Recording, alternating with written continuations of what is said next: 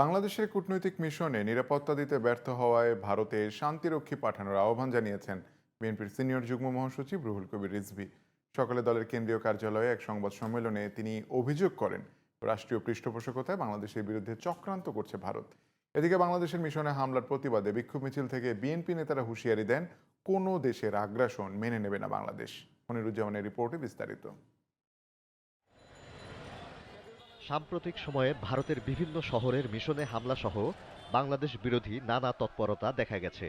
দেশটির গণমাধ্যমও নানা অপপ্রচার চালিয়ে যাচ্ছে।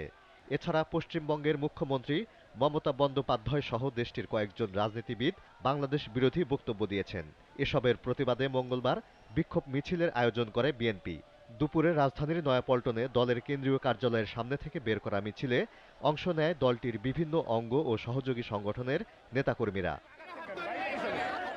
ভারতের আধিপত্যবাদের বিরুদ্ধে প্রতিবাদ জানিয়ে বিএনপি নেতারা বলেন, বাংলাদেশে পরিকল্পিতভাবে সাম্প্রদায়িক উস্কানি দিচ্ছেন তারা।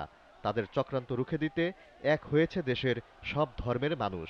বাংলাদেশের মাটিতে কোনো বিদেশি দালালদের আস্ফালন আমরা আর বরদাস্ত করব না। কোনো অপশক্তি কোনোভাবেই বাংলাদেশের স্বাধীনতার সার্বভৌমত্বকে কখনোই বিপন্ন করতে পারবে না। বিএনপি বাংলাদেশের স্বাধীনতা সার্বভৌমত্বের পক্ষে সর্বসময় যে অবস্থান রেখেছিল এখনো থাকবে।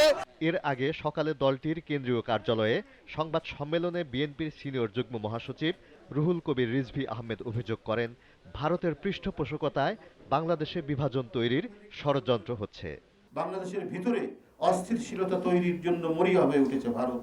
তারা পরিকল্পিতভাবে হিম ঠান্ডা ত্রাস আর আতঙ্কের স্রোত নামিয়ে এনেছে বাংলাদেশের রাষ্ট্র ও জনসমাজে। ভারতে সাম্প্রদায়িক সহিংসতা বন্ধে মোদী সরকারকে নজর দেওয়ার পরামর্শ দিয়ে দেশটিতে বাংলাদেশের মিশনের নিরাপত্তায় শান্তিরক্ষী মোতায়েনের আহ্বান জানান রিজভী আহমেদ। বাংলাদেশ মিশনের কর্মকর্তা কর্মচারীরা নিরাপত্তাহীনতায় ভুগছে। এই অবস্থায় বাংলাদেশ সরকারের উচিত হবে জাতিসংঘের শান্তিরক্ষা বাহিনীর সহায়তা চাওয়া।